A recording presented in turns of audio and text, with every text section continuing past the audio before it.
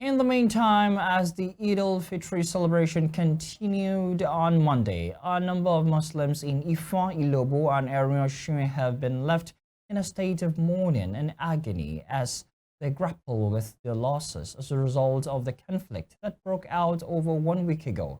Toby Sanusi visited the warring communities to observe the mood.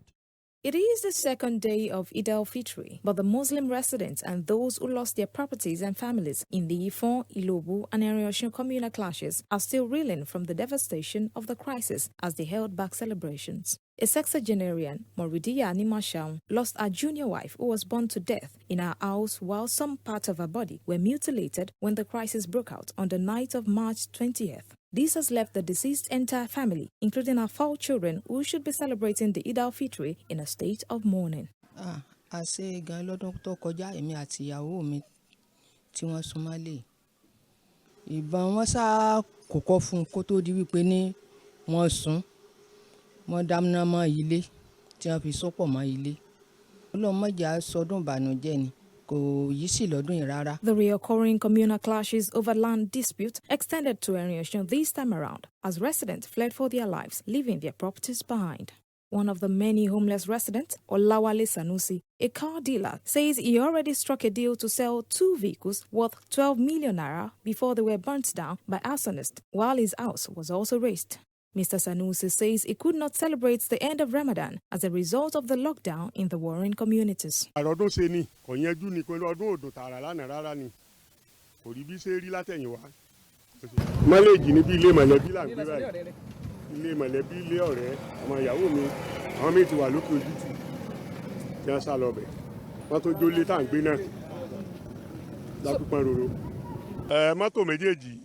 Gbàtà sọ pé a fẹ́ tà gan gbà yẹn 18 million la sọ pé a fẹ́ tà gbà ẹni tó lóun fẹ́ rà àtijọ́ parí rẹ̀ sórí 12 million naira wàá làwọn ń bọ̀ ní àárọ̀ Friday ilẹ̀ tí ó mọ̀ ní gbogbo tó ṣẹlẹ̀ ló fi di pé àjò láàfin rí nǹkan kan mọ́ lóye lórí.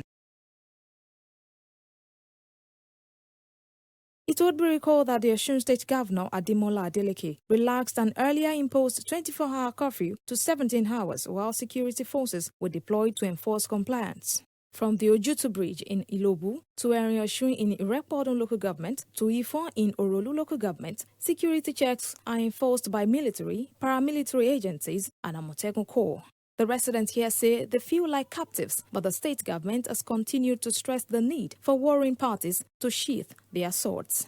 Tawa Karim, another business owner whose shop and goods were razed by fire, says she and some others came out to sell few of their goods before the 2 p.m. curfew starts, as they could not feed even during the Eid-al-Fitr while they squat with their friends.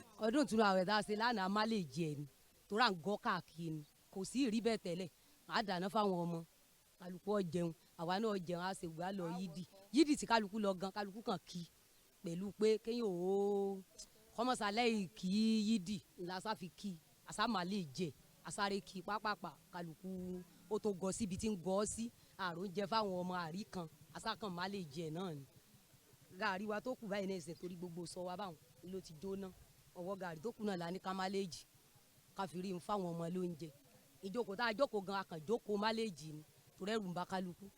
Àríyídì lọ àrínádá nítorí káwa ju mi ọ̀rọ̀ ìtùnú àná náà. Bákan dúpẹ́ pé ẹ̀mí wá sí wa. Ó ń kọ sọ́jà mọ́ ni gbogbo nǹkan ti dàrú kò sówó tàìrà kò sí ní ta fẹ́ rà gbogbo nǹkan ti túká kálukú ti túká ọmọ báyìí nìsín àwọn tèmi gan ọ̀pọ̀lọpọ̀ ti sàlẹ̀ ní tọ́wọ́ bá dànù wọn wà mẹ́ ṣùgbọ́n èmi wà lókè ojú tún tèmi níbẹ̀ lèmi ń sùn lé epo. Kò sí nǹkan kan ó lè gbá ko ni ọdún àná àní nǹkan kan bá a ṣe dáná tó àdá nǹkan kan ní gbogbo ẹnu ẹ̀dẹ̀ yìí gbàtà àrí ń tà jẹ ẹni ọba lẹ oúnjẹ tá a ti jẹ kù sáàrì iná làájẹ ọmọ kéènì kò sí àlébọ̀ tara nǹkan kan a gbọ́dọ̀ nàjà a sì gbọ́dọ̀ àti tọ̀gán di wàhálà kò sí.